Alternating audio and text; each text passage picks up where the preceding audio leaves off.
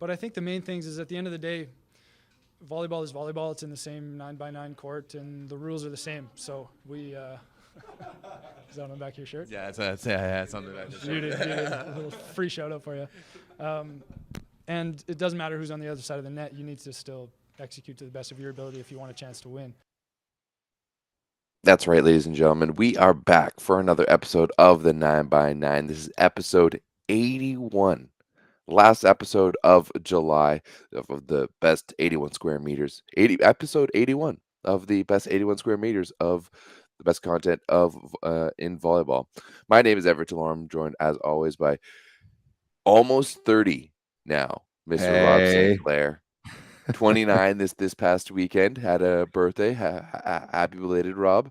Thanks, buddy. How are you feeling now that you're almost to the 30 club with the old men like me? Oh, great. Yeah, I'm officially 29. I'm almost old like Everett. 29 means nothing. It's just 1 year closer to that magical 30 number. We'll see how I feel about that this time next year. But yeah, it was a fun birthday weekend. My birthday was on Friday. Had some good times, and even had a little bit of volleyball to watch as I, recovered from the weekend. Yesterday, I got to watch some Challenger Cup finals. So we got a little bit to talk about here as we take kind of a bit of a break before Continental Championships later this summer. But there's still volleyball to talk about. Let's talk about Challenger Cup, Everett. We now know who is going to play the VNL next summer, and if you ask me, I'm pretty stoked about the two teams that won these tournaments. Let's start off on the women's side. Congratulations to France. The French women win the Challenger Cup at home in Laval. They beat Sweden 3-1 in the final, and France will play VNL next summer in anticipation of France playing in next summer's Olympics at home in Paris. So if you ask me, this kind of couldn't have been more perfect. We'll certainly talk about Sweden in a minute, and Isabel Haak trying to carry that team single-handedly to VNL and coming up just short. But I think France is pretty legit. They're gonna fit just fine in VNL. I don't think that they're gonna get relegated from VNL. I think they're gonna definitely be competitive. We can talk about kind of their VNL outlook, but this team looks pretty good. They've got some legitimate talent on the wings that are playing in the best leagues in the world. They've got so decently well-rounded offense. I was pretty impressed with the French women over the weekend. Playing at home certainly helped, but it's going to be very significant for them to be able to use next summer's VNL as a practice ground to host the Olympics in Paris next summer. Yeah, massive for the French women to be able to get in. I believe that makes it 10 teams now. Or no, back up to 9 because China's men. 9 teams now that have both men and women in the VNL competition. So good, big up for France. I mean, I know nothing until this weekend. I knew nothing about French women's volleyball other than the LNV, of course. But I know anything about their national team. So it's going to be exciting next year to kind of be more aware of some French players as they get ready to not only compete, like they're going to be on the biggest stages of next year with VNL, the biggest, and the World Championship. So we're definitely going to watch them a little bit more during the Euro, the Euros, the CEVs. Later on in the year, but yeah, big ups to France. Big ups to France. I mean, it was an interesting field. I think when you look at the men's side with teams like Ukraine and TÜRKIYE, maybe even Qatar, since they had a pretty good result, and we'll talk about that. These are teams that could compete and are arguably better than some teams in the men's VNL. Whereas I'm very lukewarm. Like there's no like definitive team when I look at the women's field and be like, this is the team that I want to be in the VNL. Of course, everyone wanted Haak. She's one of the best players in the world, but the team around her with the rest of Sweden isn't quite there. And I mean, we saw it on day one. They went down 0-2 to Mexico and almost, got 3 down by Mexico, but were able to pull off the reverse sweep ultimately to come back. So big ups to France for winning this one. Yeah, I think as far as I agree with that take. As far as women's teams go that I was looking forward to seeing potentially in next year's VNL, I definitely was rooting for France just kind of for the good of the game because, yeah, they're hosting next summer's Olympics. They are going to be a factor in next summer's Olympics, whether we like it or not. And as far as, I mean, we've seen teams in the Olympics in the past who get like the automatic qualification as the hosts. Some of them are certainly better than others. I think back to in London, in 2012, where both the Great Britain men's and women's teams were both pretty much doormats of all the teams that they played. And we've had some pretty bad, like, thanks for participating sort of teams in the Olympics before. I don't think France is one of them. I think the French women, when they go to VNL next year, they'll be pretty legit. They're definitely better than teams like Korea and Thailand. I also think they're better than Bulgaria. They're definitely better than Croatia was this year. Let's see, who else are they better than? I think they're kind of in like they could be competitive with a team like the Netherlands. They can maybe be competitive with a team like the Dominican Republic on a good day. Like some of the individual performances from this French women's team. I mean, Helena Cazot, listen to this stat line in the final. This is insane.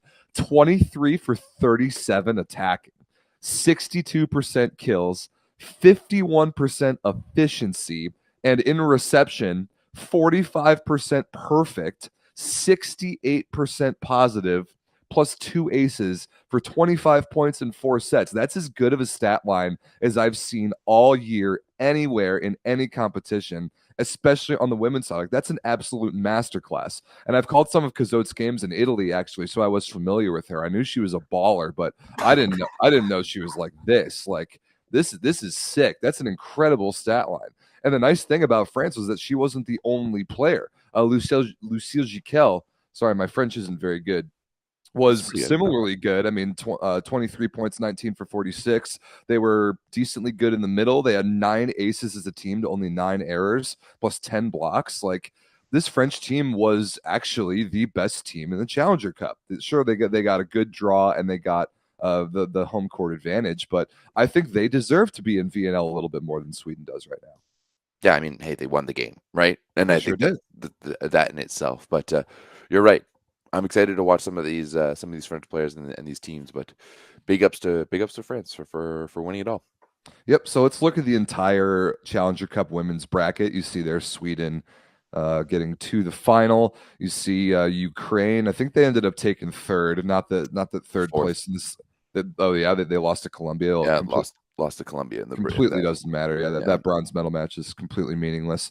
I think this was kind of always going to be a 2-team race. It is a huge benefit to host this tournament because you get the 1 seed. So France got an incredibly easy free win over Vietnam on day 1, where, like you talked about, Sweden had to fight through Mexico. They went down 0-2 and had to bring that one back. Let's talk about Sweden for a minute. My take on them is that I know that they were pushing hard towards making it to VNL this year. I know they ran through Golden League, tried their best to make it as far in this tournament as they could. But I'm not sure that playing next year's VNL would have been a good thing for them. I think that even though Isabel Haak is a world-class player, she's one of those best 4 opposites in the world. I kind of think that, like you said, Everett, the rest of the team around her is not there yet. And if they had played VNL, they would have chucked 70 balls a game to Isabel Haak. She would have been run into the ground. Everybody would have game planned against her, and I think that would have been overall bad for her individually and for Sweden as a team to jump into VNL maybe a year too early. So, and Sweden clearly is improving. I think the rest of their team needs another year, maybe 2 years before they're ready to go to a tournament like VNL and not completely be a one-man show. They probably need a little bit more than that. I mean, I know they have the younger Anna Haak as well, but they just don't have it around them. And let's be honest, like the Swedish leagues, they're nowhere even near, right? Like their top players playing in the Swedish leagues is, like college kids from Canada, and like there's a difference between university and college. Go and play Sweden and do pretty well. So I'm not entirely sure we're ever going to see Sweden at the VNL, which is too bad for Isabel Haak, but it's just kind of the way she goes sometimes. Sometimes it is. I mean, you're a superstar player from a country that doesn't have a whole lot of volleyball pedigree, and I mean, if you're Haak, I think you should kind of take advantage of that for now while you're able to have a little bit of an off season. But Sweden is getting a little bit better. I know that Isabel Haak's sister, Anna Haak, is going to play in Italy this year. I think she's playing outside for Cuneo, and there's 1 or 2 other sort of respectable, like maybe international caliber athletes on that Sweden team. But ball control wise, in the middle, they weren't very good. Setter, libero, I wasn't very impressed. So they've got plenty of work to do before they get to VNL. So I think the right team ended up winning this tournament, and France was good. They were clearly the best team, but also there's the obvious fact that they're playing the Olympics next year, and they're going to get to see those Olympic caliber opponents next year before the Olympics. I think that's a big deal.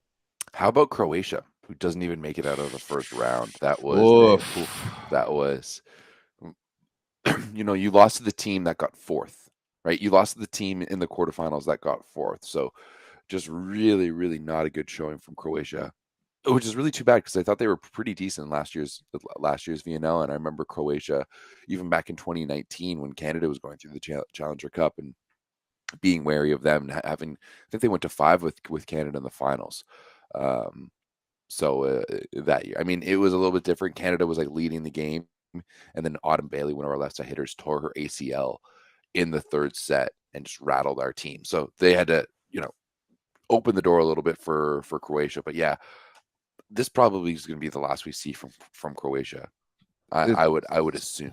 It certainly seems like it. I mean, they went down 0-2 to Ukraine in the first round, 25-15, 25-15. Oh, I mean, that's ugly. That's not even remotely competitive. That's rather embarrassing, I would say. And yeah, none of their best players were even there. Well, Budigan was there. I don't think Fabrice was there.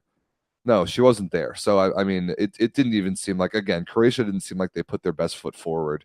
Just like in VNL, they certainly didn't. They didn't in this tournament. So thanks for participating. Good luck in European Golden League, and have fun not making it out of pools in Euro Volley in all likelihood. Anything else on the women's side for Challenger Cup? No. Good job, France. Congratulations. We'll see you next year. Good job, France. We'll see you next year in VNL. Speaking of teams that we will see in next year's VNL, congratulations to TÜRKIYE. 3rd time's the charm for the Turkish men. They come up short in the 2019 and 2022 Challenger Cups. Obviously, they lost last year in the final to Cuba, but they have gotten it done. They have survived a 5-setter against the hosts from Qatar.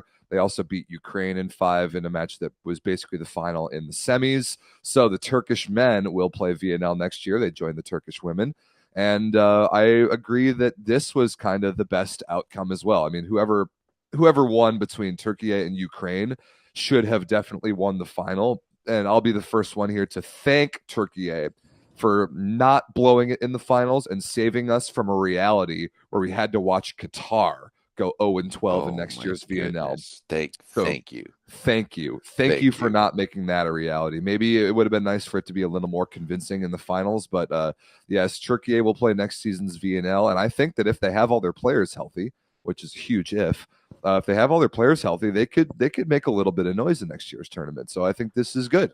Yeah, I think the level of VNL is improving with the bad teams getting relegated and being replaced by better teams in general. I will agree that I think the level of VNL on the men's side is definitely improving. From the women's side, I think it's more or less staying the same. About the same. But on the men's side, you're definitely improving by putting in a team like TÜRKIYE. But I think it's going to be interesting for me to see TÜRKIYE next year. I think they're going to be good, but I think they're going to struggle a little bit more than some of their more ardent fans, Berkay, think they are. I think some of their fans think that these guys are going to go straight into the playoffs, but I think they're going to be struggling. They're going to be a part of the relegation race for sure, because they're going to be a contender team, right? So there's no doubt about that. But I do think that it's going to be a little bit harder for them, and we're going to see them drop in the world standings ultimately because they're going to start picking up some losses and getting knocked down some of those points. Yeah, they're going to start playing against a lot better teams, and that's okay. That's what you want. If you're TÜRKIYE at this point, they've been hanging around the 10, 15, 20. Like that's sort of mid-teens part of the world rankings for a little bit too long now to not be a VNL team. So I think this is a good step for them. The issue for TÜRKIYE is going to be depth. VNL is a tournament that really tests your depth. We've seen what happens to teams when they have to play their starters for all 12 matches in VNL. We see their level tend to drop off pretty dramatically towards week 3, and then that's when teams start to get talked about around the relegation conversation. So TÜRKIYE needs as many of their people to be healthy as possible. They need a capable backup to Adas Lagumja. Although I like this Kaan Gurbruz guy, the lefty. He came in a 6-2 a few times, and I thought played pretty well. So he is capable. if now this is a huge if. Let's say hypothetically we ever see Efe Mandaraja ever be healthy again ever. The man who hasn't played volleyball in easily 2 years. If he can come back and play and be another option at outside hitter, that would really help. But I actually kind of do like Türkiye in the middle. They've got at least three decent middles. They've got two liberos they use. Addis is excellent, obviously. And I think I don't see them making the playoffs in next year's VNL, but they're going to be respectable. I think they're going to be better than like a next year's Bulgaria. I don't see them being particularly good. I see Cuba probably losing some bad games. Canada is a question mark. Easy now. Watch it. I've had enough bad blood with Burkaya about this, and next year we're gonna be healthy. Okay. I don't know. Oh, I don't yeah? know. We'll see. I am like looking at these, and I was either working this weekend or watching beach volleyball, so didn't really watch much of this. But just looking at these box scores, especially in that semifinal match against Ukraine, only 18% efficiency down there for Adil Sukumcia. Yeah, not so good. Not so good. Just the efficiency overall from this Türkiye team on the men's side, not so good. So once again, like you mentioned that depth. Like the fact that Tsubasi is still out here playing for Türkiye, I think kind of shows where their team is at and where they have some fantastic players, especially looking at Adis Lugumja. But we know that he's a little bit error prone, a little bit injury prone, and it's doubtful. I think that he'll be able to carry Türkiye through 12 matches throughout the year. So it's going to be interesting for me to see Türkiye. I think we're definitely elevating things, but I think reality might slap them in the face a little bit once they get into the VNL and they see the level and how high it is and the schedule and everything. Like it's a tough thing to do. I mean, we saw it with Cuba this year, right? Cuba is a team that like walked through this tournament last year, right? Ukraine went to 5 twice in both those matches, including against Qatar. So I think that once you get into the VNL, it's really easy to get high up in your team as they're going through the Golden League, they're going through the Challenger Cup, and you see them rising through the rankings, and they're winning lots of games, and you see other teams in the VNL like struggling, and then once you get there and once you get to the show, things are a lot different, right? All right, there's people in the chat saying that you think Turkey is better than the Netherlands. That's insane. No, that is not a good no, take. you're wrong. The Netherlands are far, far, far better than Turkey at every position, including opposite. I also think that Canada is better than Turkey, Everett. I will back you up on this. Do not overrate this Turkish team just because they won Challenger Cup. They went to 5 with Qatar, for God's sake. They're by no means a guarantee to stay in VNL next year. VNL is hard. We've seen Türkiye capture lightning in a bottle once or twice in big national team tournaments. They've been good at Eurovolley. They were pretty good at last year's World Championship. But seriously, the schedule of VNL, 12 matches, 3 weeks of international travel is going to test the depth of their roster. There is a learning curve to succeed in that tournament. It's not going to happen right away for the Turkish men's team. Do not expect them to make the playoffs. There is no way they're better than the Netherlands. No, not or Slovenia. I see someone put in the same bucket as Slovenia out there. I mean, I think this past World Championships was the easiest World Championships to come in and steal some wins. Ever. Right? You're only playing three. You're only playing 3 matches in pool play. You're not playing every single day. You have a day off in between matches. That's especially for a team like Türkiye that didn't have to compete at the VNL all summer. Like that's a perfect opportunity for them to come in and cause some commotion. So yeah, like once you're actually in the big leagues with the big teams, things are a lot more difficult. Things are a lot more difficult. Absolutely. Yeah. So like people in the chat being like, sorry, Everett, but Türkiye over Canada. No. Get out of a tournament without beating Qatar in 5, and then we can talk. Yeah, and there was bad volleyball at points in that Qatar game because Qatar is not good. Yeah. They're just not good. And Türkiye just did not play well enough. I mean, let's see. Lugumja was good, 19 for 37 in the final, but everywhere else just not that great. They even got beat by, let's see, what was Qatar's opposite's name? I wish I remembered. Not that I'm paying that close of attention. Oh, that Mubarak guy. That's him. He came in off the bench. Mubarak. Like you can't be going 5 with Qatar and expect to be a VNL contender. That's just not how it works. Now, the win over Ukraine in the semis was impressive, and now Ukraine wasn't all that good. Ole Plotnitsky didn't have his best day. Turkey did have 18 blocks. That is a big number for a 5-set match. Also, Ukraine made 23 service errors, so that was a little bit of a sloppy slugfest. And both of those teams could play cleaner volleyball than that. And like you mentioned, Legumja wasn't very good, only 18% efficiency. So, again, good for Turkey to win this tournament. They do belong in VNL next year. I think that is going to elevate the overall level of the tournament. Are they going to make the playoffs next year's VNL? No. No, you guys don't understand how much of a learning curve it is to play 12 matches against elite competition in 3 different places in the world. And with the schedule the way it is not easy. And the teams that have done it before, Canada, Cuba now, Bulgaria, Netherlands, Slovenia, like the other challenger teams, will have an advantage having done it before. That does matter. Yeah, man, absolutely. And I mean, hey, if you want to go bring down that the Canada versus TÜRKIYE chat, yeah, sure, you have us on the right side, but like Subasi and F.A. Byram on the left side, like you've got a good young guy, but I would pick Steve Amar over Byram any day, and Subasi and Nick Hogue. That's like 2 geriatrics of the Efforler League out there, you know. And I mean, hey, Bacha is like the very, very, very, very poor man's Alexander Schlifka. Like yes, a absolutely, very, very 100%. And I mean, hey, like a decade ago when Arcus was really rolling and things, and Subasha was like one of the guys, but he's old now and he shouldn't be carrying the team. I mean, if you want to go back to that Turkey versus Ukraine match, 12 errors for Ole Plotnitsky, right? 19 for 44 with 12 errors out there, and it differentiate between blocks and unforced errors, but still, like, there was a lot of errors and such on the Ukrainian side. So I would never at one point say that like Turkey dominated, and Ukraine is. I think last year at the Euros we saw them kind of in a perfect situation where they got brought in. There was no pressure on their backs. They're playing for their country in unprecedented times. It's a little bit easier to go through like a tournament like that. So I'm still not even that impressed, and I'm still not expecting that much from Turkey or Ukraine either. So once again, Turkey, fantastic job. I do think that you're the most deserving country, without a doubt, to come into the VNL. But welcome to the big boy table, and I think it's going to be a little rougher than you expect it to be.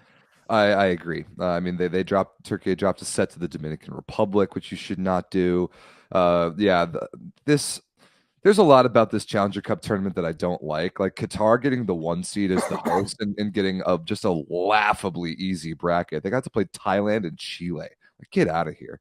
Yeah. Meanwhile, that right side of the bracket was a legitimate gauntlet. I mean, Ukraine did beat China in the first round, and China didn't bring all their players, but they had Zhang Jingyin, and he's really good. And like Ukraine had to work much, much harder on that right side of the bracket.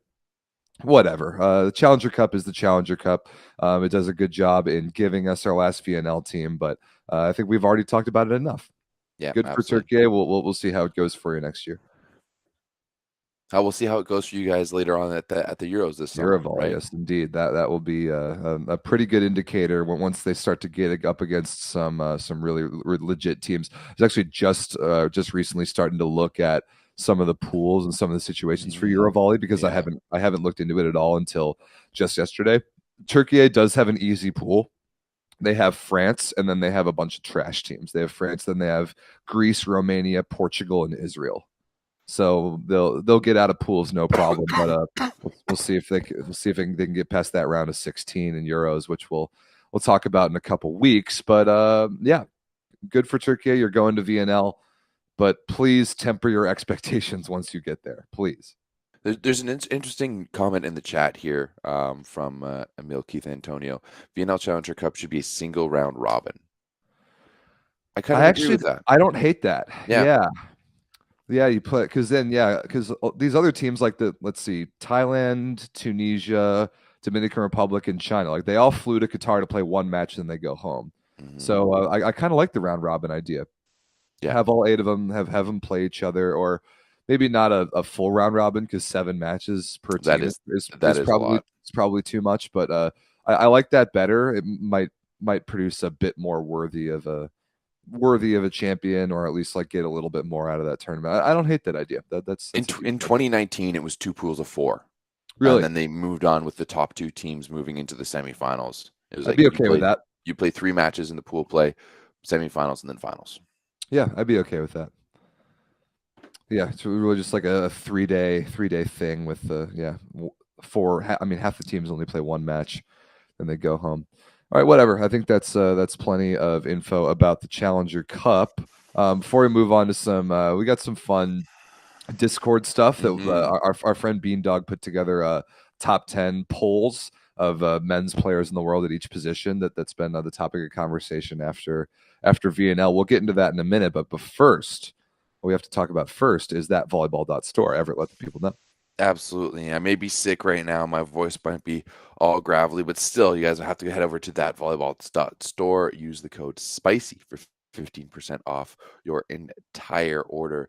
We're going to be at some events coming up in the next little bit, so we definitely want to see you guys wearing some spicy volleyball gear, some 9x9 gear when we're there. Quebec City, looking at you. Charleston, West Virginia, also looking at you guys out there for Norseca. So, yeah, make sure you guys pick it up and rep the brand while you guys are at different events this year. Oh yeah, got some good stuff. That code SPICY is for viewers of this show. You get 15% off. Make sure you use that. And then, of course, it's time to talk about Where's Daddy. It's time to remind everybody that Daddy Stankovic, our hero, is hidden somewhere in this show. He's hidden somewhere in every show. And when you find Daddy Stankovic and you comment where he is in the main YouTube comment section after the stream is over, you comment the timestamp, you get a shout out the following week. So last week we were talking about the wrap up of VNL, which by the way was our best show ever in terms of number of viewers. So that was awesome. Thanks for tuning into that. We were talking about the bronze medalist Japan and how well deserving they were. And you can see in Japan's bronze medal celebrations there on the top row on the left, there's Daddy Stankovic. Daddy Stankovic has played for a lot of different teams this VNL. He has. I've really put his face on a lot of different teams. So International Man of Wonder is Mr. Daddy Stankovic. Indeed. The most interesting man in the world, some might call him. So, yeah, Daddy Stankovic there suiting up for Japan. We had a good handful of people find him right away. Our friend Kenny McGraw found him first. Mark Fleury, our friend Devin from the Volleyball Coverage Channel, our friend John Lau, like all these people immediately found Daddy Stankovic and put it in the comments. So good job. Make sure you look for Daddy Stankovic in this show. And when you find him, comment the timestamp, not in the live chat, but comment in the main YouTube comment section after the show is over, and you'll get a shout out next week. So I have the best fun hiding Daddy Stankovic and just doing a terrible Photoshop job and putting him somewhere random every week. I get a good laugh out of it. So hopefully you guys do too. It's always fun. Love it. Where's Daddy? So moving on from Daddy Stankovic, this was a fun little exercise that the Discord did earlier this week. Or it kind of started towards the end of men's VNL, but it was after VNL wrapped up last week, we really got the last votes in. The votes counted, and our friend Beandog from Finland did a great job of compiling all the data and ranking according to the Volleyball Source Discord, which you should join, by the way. The link's in the description. According to the Volleyball Source Discord, the top 10 men's players in the world at each position right now. And I mean, we didn't really give super clear criteria on like a timeline of this. I think that it's mostly like the top 10 players in the world at this very moment. I think there is a little bit of like a legacy or a reputation element to it, but looking at these results, to me, Everett, there's a lot of recency bias. There is a lot of recency bias. And first and foremost, let's start off with the outside hitter position, which I think is probably the most interesting one. Speaking of recency bias, Alexander Schlifka, according to the Volleyball Source Discord, is the #1 outside hitter in the world. I think that is dripping in recency bias. So I'll read them down, then we can discuss. Alessandro Micheletto of Italy, #2. Tomasz Fornal of Poland, #3. Yuki Ishikawa of Japan, #4. Wilfredo Leon of Poland, #5. Irvin Ingapet of France, number 6. Bartosz Bednarz, Poland, number 7. Ricardo Lucarelli of Brazil, number 8. Daniele Lavia of Italy, number 9. And Ole Plotnitsky of Ukraine, number 10. Everett, what are your thoughts? This is a difficult position group to rank, but I guess we should start. Is Alexander Śliwka the best outside hitter in the world? I mean,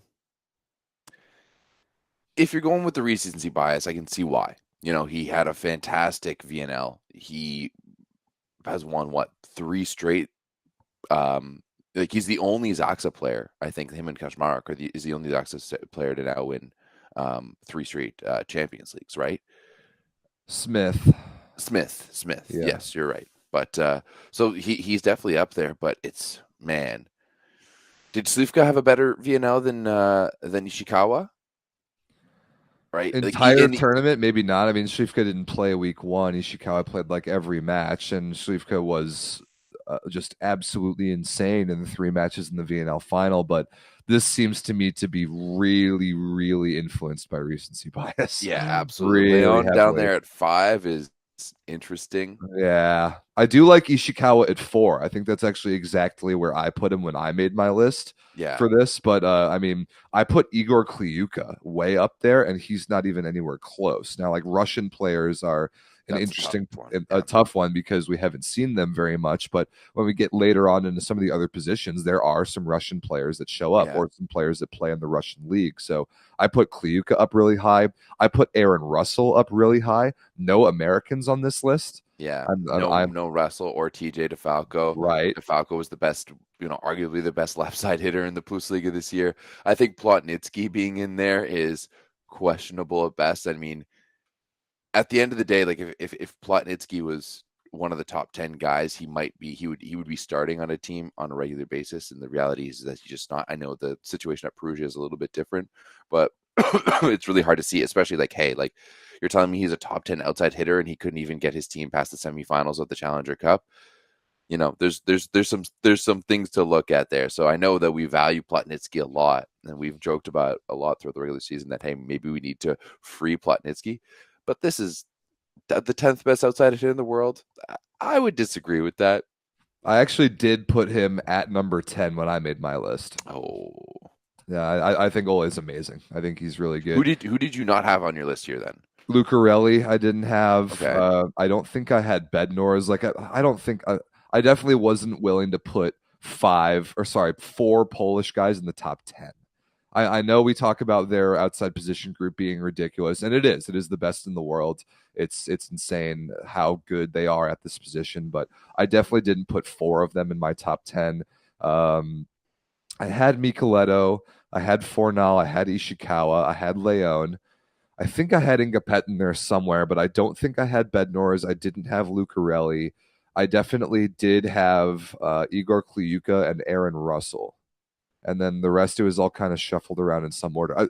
You guys cannot forget how good Aaron Russell is. He has literally no weaknesses.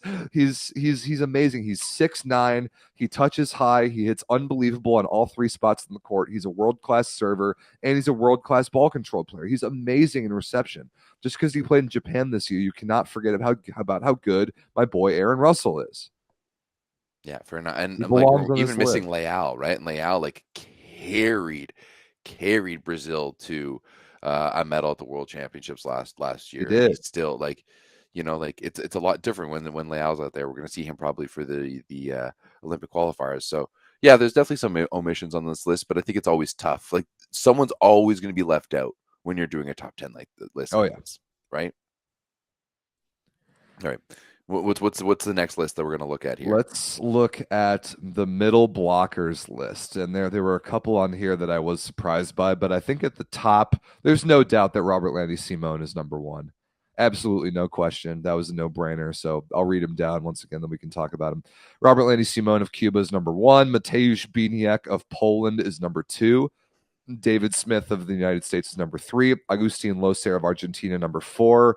Jakub Kochanowski of Poland, number 5. Bartolomé Chininiese of France, number 6. Srećko Lisinac of Serbia, number 7. Marko Pedrašinin of Serbia, number 8, Ivan Yakovlev of Russia, number 9, and Lukas Sotkamp of Brazil, number 10. Lukas does not belong on this list anymore. No. I'm sorry, you guys. He doesn't belong on this list anymore. He is way past his prime. Way past his prime, absolutely. I do like the top. I'm not Me sure too. about Bieniek at number 2, but definitely, Robert Landy, without a doubt. I would almost like to see Lozère a little bit higher. I know that David Smith has the accolades, but just with the eye test, I would think Lozère is one spot better than David Smith. I would put Lozère at number 2 right now. I I put really would. Lozère at number 2. Yeah. And I said Lozère, Smith, and then Bieniek at 4. I mean, Bieniek's serve is his best asset for sure, and he's an above average attacker, but he's just nowhere near as good of a blocker as Smith, Lozère, and Simone. He's way lower in that category, and the position is called middle blocker. Yeah, for sure. After all, I would put Bieniek maybe somewhere around the 9 range. David Smith maybe somewhere around the 6 or 7. okay. Yeah, I think I had Simone 1, Lozère 2, Smith 3. Because I mean, Smith 3 Champions Leagues in a row, Champions League MVP, like that is extremely legit. I had Kuba up there. I had Shinanyeze in my list somewhere. I actually do like the Yakovlev pick. I think because we haven't seen him in a couple years, we forget how unbelievable that man is. He is so good. But I absolutely cannot allow Lukas on this list. Not anymore, you guys. He's old. He's old. He's old. geriatric. I mean, we saw it in this VNL. Like, he joined after week 2 and made no impact. Yeah, there are no Brazilian middles that belong on this list. Flavio likes touching the net far too much to be included here. I mean, I guess so. So who are the omissions? Who belongs on this list that didn't get included? Jackson Howe.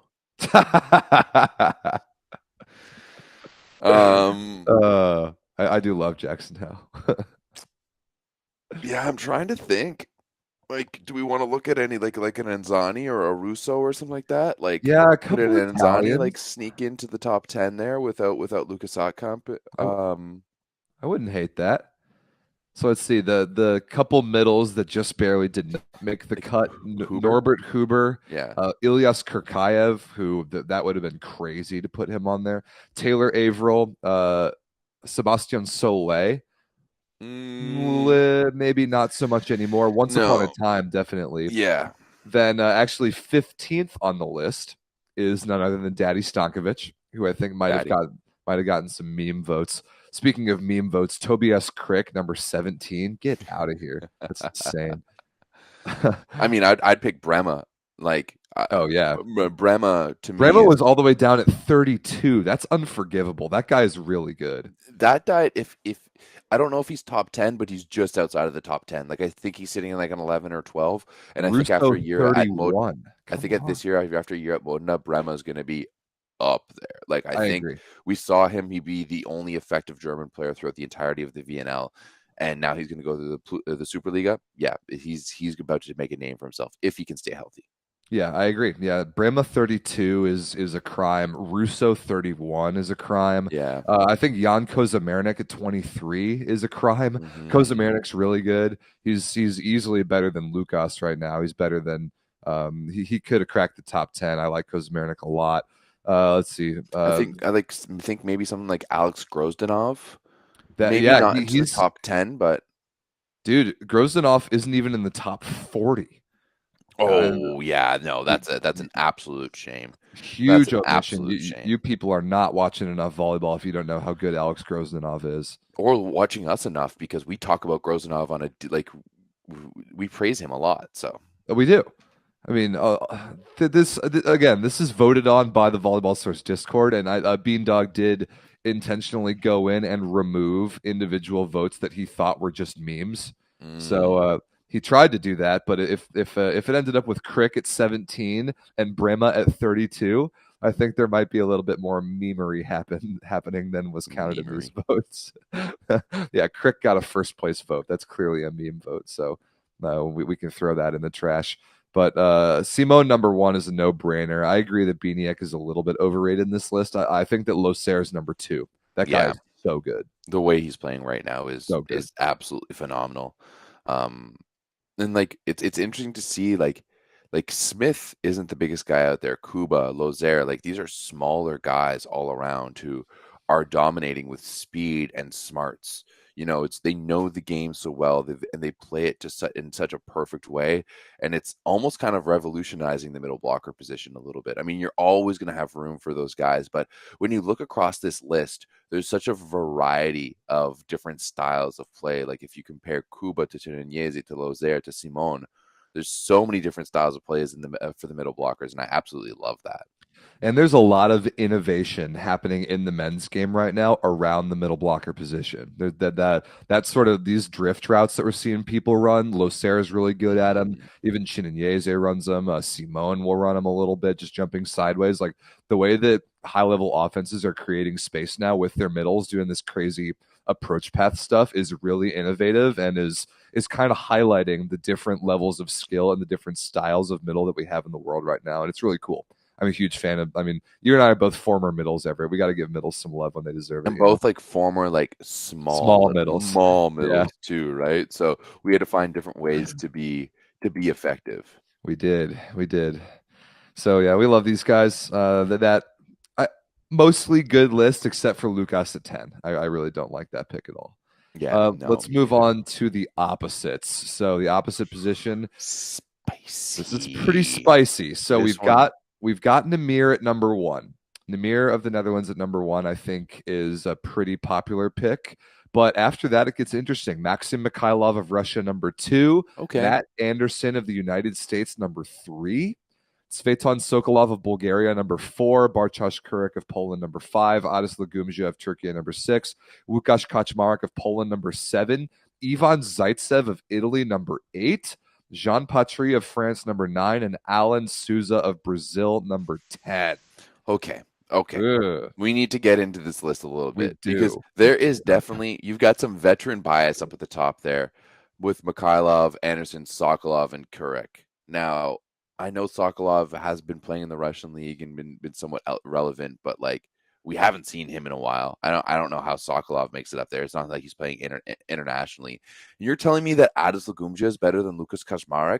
Yeah, have you guys not been watching the VNL? Did you not watch did you not watch us last show when we talked about how Kaczmarek could have been the MVP? Should have been the MVP. Do you rate him above Kurek? I don't know yet, right? Because let's be honest, he wouldn't have been playing if Kurek had been injured. But they're two different styles of opposites altogether. And Kaczmarek has 3 straight Champions Leagues, and we're going to put him down at 7th behind Adis Lagumzia, the walking infirmary. Like, come on. Here's all you need to know. Adis Lagumzia hit 18% efficiency in a semifinal game of the Challenger Cup against Ukraine. Yeah. Łukasz Kaczmarek hit above 50% efficiency in a VNL final against the United States. End of conversation between those two players right there. If Russia was more relevant right now, I do still think that Mikhailov would be up there. I put Mikhailov number 2. That's fair. I don't think Matt Anderson is necessarily there anymore. Like I would put him below guys like Kaczmarek or Kurek and maybe even Jean Patry. Like Jean Patry, I think down at 9 is criminally low. I agree with that. We had an idiot in the Discord that was saying that Patry isn't even top 20. Oh, one of the worst takes I've ever heard. Terrible. Yes, I agree. Lagumzia's top 10, absolutely, but he's not better than Łukasz Kaczmarek. Yeah. I do think that Sokolov. I do think Sokolov is top 10. I had him in there. Yeah. I do not think Alan Souza is top 10. No. I do not think Ivan Zaitsev is top 10 anymore. No. I mean, he's not even on the national team roster anymore. I don't think he should be included. I'm surprised that we have no Yuji Nishida out there. But like that to me, like I think you could slot in Nishida at like 9 or 10, you know. So or Mia Ura. The omissions here. 11 was Yuri Romano. 12 was Victor Poletayev, who is never healthy. 13 Stefan Boyer. 14 Yurgi Grozer. 15 Wallace. 16 Drazen Luberic, 17 Amin, 18 Kamil Rikliski, 19 Wasim Bentara, 20 Karol Butrin. And then there's a handful of good names that come down after that. Like I think I think Marek Shotola should have been a little bit higher. I think Bruno Lima should have been a little bit higher. Oh yeah, Bruno Lima for sure, top scorer at the Yeah. Olympics. Yeah, I think he should have been a little bit higher. Even Jake Haynes got a vote. That had to have been a meme vote. He doesn't belong anywhere close to here. Petar Zirlich got some votes. Jesus Herrera got some votes. Both Japanese opposites got some votes. I could see Herrera getting some votes there. I don't know if Sure. he's top 10, and he needs a little bit more consistency. Like he had what? He's had one season in Italy, right? Who, Nishida? No, Herrera. Herrera, yeah, only one season in Italy. And didn't even start that much because he was there with Rikliski, and who I also don't think is very good. I'm on record of saying that Rikliski is overrated and has a very low ceiling.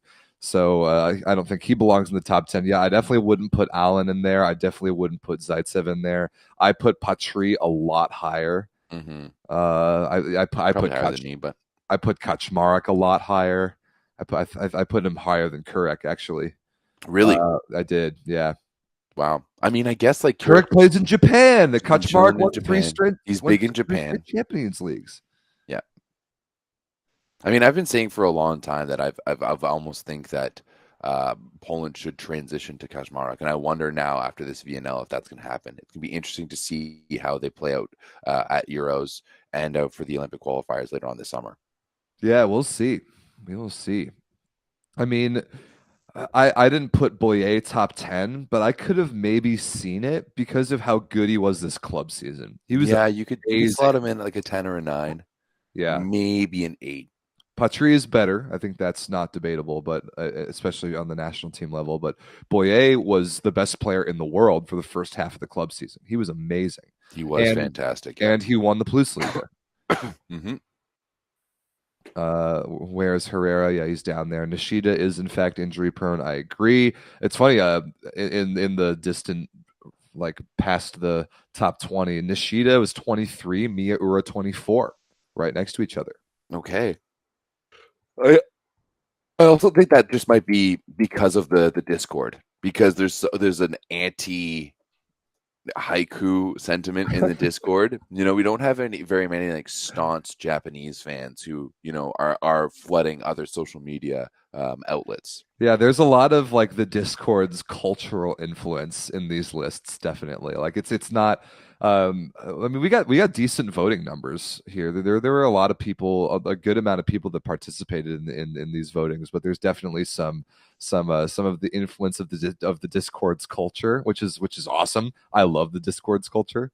It produced some interesting lists. We basically molded it and created it. This show was created for the Volleyball Source Discord about 2 years ago, so there's something to that. I agree with people talking about Sokolov being really good. I think Svetlana Sokolov is easily top 5. I think I put him at 3, actually. Yeah, Sokolov is still, if he was playing for a relevant national team and actually playing for them, and he was playing anywhere, like he's still playing for Dynamo Moscow, right? We know the quality of that team. We know that if Russia was relevant, they'd be in the Champions League.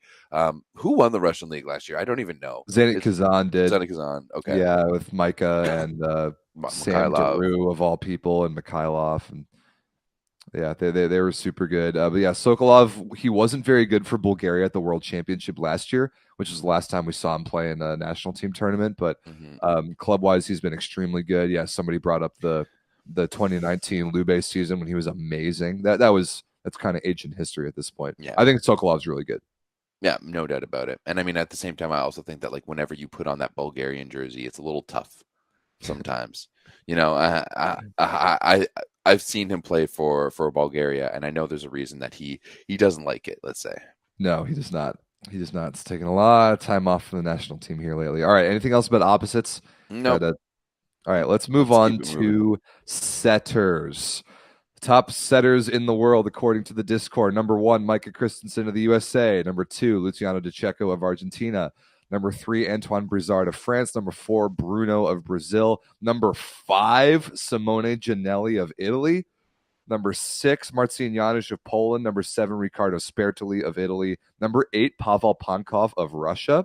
Number 9, Masahiro Sakita of Japan. And number 10, Kachopa of Brazil. Why is Ginelli so low? Yeah, I would put Ginelli at 3. Yes, right I now did as well. ahead of Brizard. I would put Bruno. If Bruno makes this list, he's down in the 10-9 range for agree. sure. Janusz, I would put like a little bit higher too. Maybe not better than Brizard, but Janusz is up there. Pankov, it's tough, and Sakita, especially with what we saw over this past VNL, Really I'd good. throw him in like a 6-7 range, a little bit higher than down there at 9.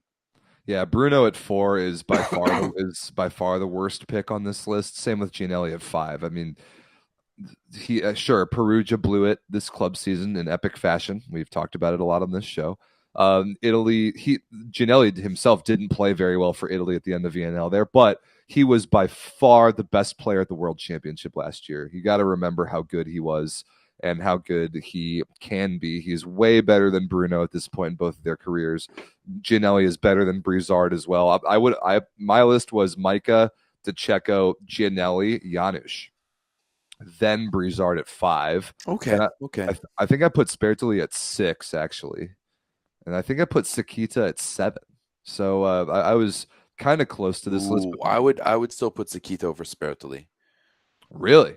Yeah, I mean, Spertoli just won a Scudetto. he And, did, but then Saki- didn't play a Sakita's minute in the accomplished- VNL, and we haven't seen him That's at the not national. his fault. That's not his fault. I mean, you think Italy wouldn't do just fine with him, especially because all of Italy's starting wings are Spertoli's club teammates?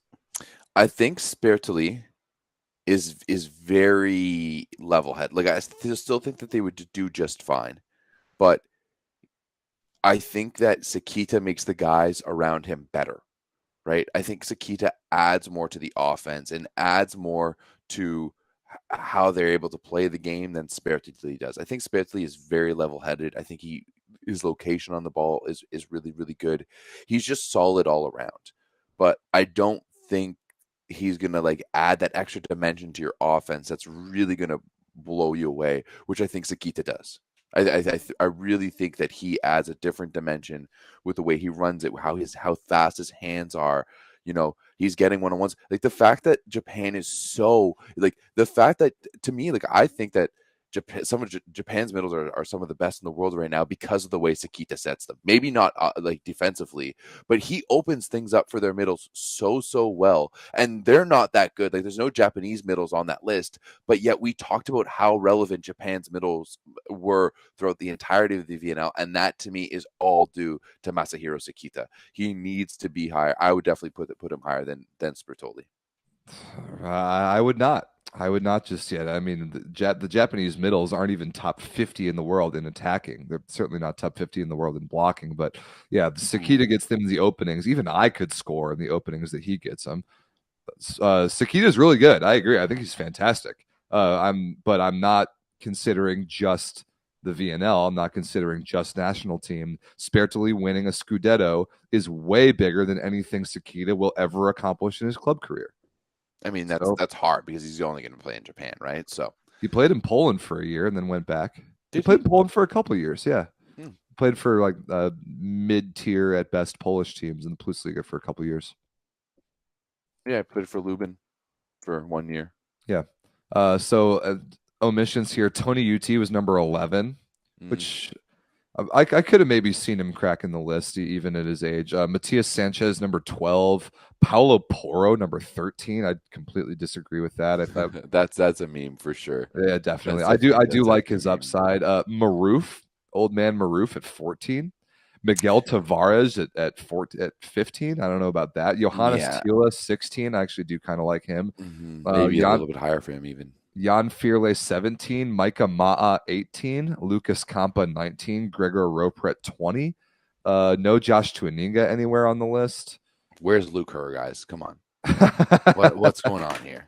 Talk to Beandog. What other omissions can I think of here? Trying to think of like other setters on good club teams. Like who are the other good setters for the best Polish teams? I mean, Tuaninga is a big omission. Yeah, the finals in Poland was Janusz against Tony Uti. That those have been accounted for.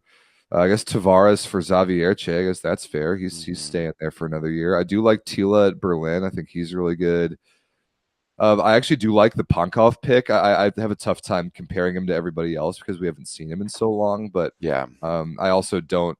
I wouldn't have put any other Russian setters up there. It's weird. It feels like there's a big drop off after the top like 7 or 8 setters. Oh yeah, without a doubt. Without a doubt. Arslan Exi from Get Sirat? out of No. here! Don't be No. ridiculous. No. No. Nah.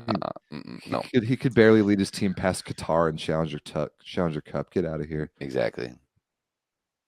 Amy Tervaporti got a vote. I wonder who that could have been from. Couldn't have been somebody from Finland who happened to conduct these polls. Ooh, Everett's dying over there. Don't worry, this is a professional establishment. I was able to mute him before his coughing fit really picked up. Hang in there, buddy. All right, let's move on. Last but not least, we got to talk about liberos. This is actually the list that I like the most. Number 1, Genia Grebennikov of France. Number 2, Eric Shoji of the USA. Number 3, Tomohiro Yamamoto of Japan. Number 4, Fabio Balasso of Italy. Number 5, Luke Perry of Australia. Number 6, Santiago Donani of Argentina. Number 7, the MVP, Paweł Zatorski of Poland. Number 8, Jakub Popivchak, also of Poland. Number 9, Thales of Brazil. And number 10, Lori Kerminen of Finland. I don't know about that one, but everyone else, I actually like this list a lot. Grebennikov 1, Shoji 2, I think is a no-brainer. I put Balasso 3, Yamamoto 4, but I'm okay with them the way they are. I put Perry 5, Donani 6, and I put actually Popivchak 7, Zatorski 8. So my top 8 are actually really similar to the Discord's list. All right, fair enough. Yeah, no, I actually like this list. Yeah, me too.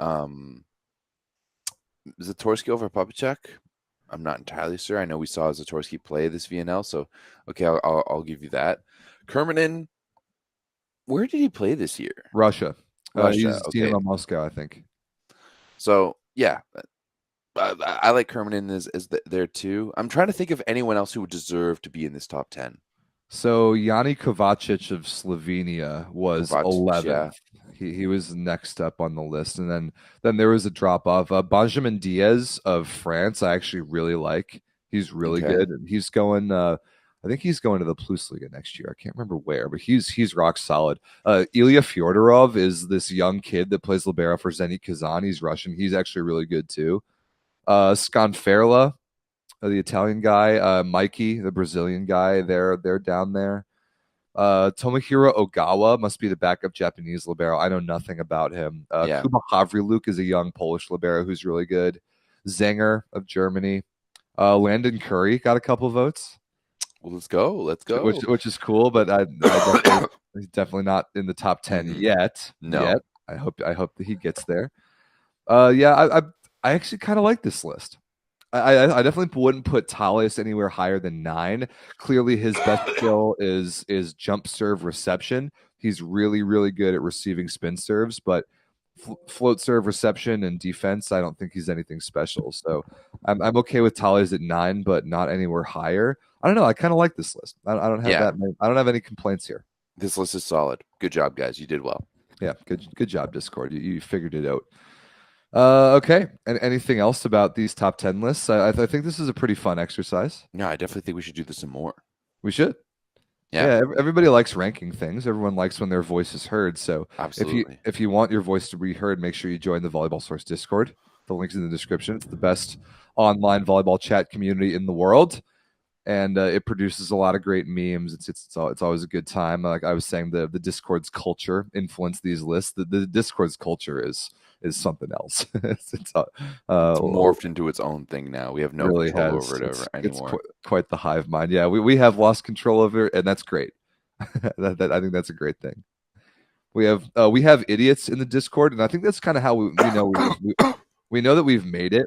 If there are stooges delivering absolutely insane takes in the Discord, I think that's how we know that we've made it as a community. That we have morons spitting garbage like Jean Patry is in the top 25 opposite in the world. So I do like that. Yeah, we should do women's. I think it would be a lot harder to rank the women. I would have a tough time, especially like outside hitters on the women's side. I'm trying to think like past like your Gabi and your Fedorov-Seva. I would have a really tough time. Sorry, you were muted for that take because you were too busy coughing. You were saying Alexa Gray, who I'm struggling right now. Yeah, you are struggling, but it's okay. I think we're basically at the end of the show. I think we don't have really anything else to talk about. This is a much shorter show because it's really all we had was Challenger Cup. Everett, here's what I think we should do. Next week we're going to do a show. I think we should catch up on club transfers next week. Yes. Let's do that. People beg us to talk about club transfers during national team season, which I don't like doing because there's actual national team volleyball happening. But right now there's not. There is no national team volleyball happening until the very, very end of August. For that's when Eurovolley is, and then Norseca's are early September. So I think next week we should talk about club transfers, and then the week after that, I don't think we're going to do a show because I will be gone. I will be in Europe, which will be very cool. What am I doing in Europe? I'm chilling. My wife's family is going to Ireland, Northern Ireland, Scotland, England, and I'm going for like the back half of the trip. So I'm going to, I think, Belfast, Edinburgh, Glasgow, London. It's gonna be fun. Sweet. So that's in 2 weeks. So we probably won't do a show in 2 weeks, but we will do one next week. And I think we should talk about club transfers. And while we talk about club transfers, we will get a poll going in the Discord about women's top tens. I think that's I love that. That's good next step. And then that basically brings us to Eurovolley step of Eurovolley and Norseca's and stuff like that. So let's do that. So we'll do a club transfer show next week. We will not have a show the week after that. So that's like the week, like the second week of August. Let me look at the calendar here really quick. So yeah, we'll do a show next Monday, August 7th, and then no show the week of August 14th. And then we'll be back the week after that, and that'll be a Eurovolley preview. So I think that kind of works out really well. Let's go. All right, people. I mean, this is a much shorter show. It's only an hour, but that's kind of all we've got. So thanks for watching. There's not much else going on. I'm dying. Everett can't breathe, so we'll let him go figure it out over there. Stop that coughing fit. We'll see you guys next week. We'll talk about some club transfers. We'll see you guys in the Discord. We'll put some polls together for the top 10 women's players in the world at each position. Look how thirsty the chat is getting now that we've mentioned transfers. Oh my god! I'm surprised everyone's so excited about it. I don't really get it, but whatever. Well, yeah, congratulations, people. We'll tune in to next week's show. We'll talk about club transfers. Make sure you find where Daddy Stankovic was and comment where he is after the show is over. And Everett, go catch your breath there, buddy. We'll see you guys next week. Peace.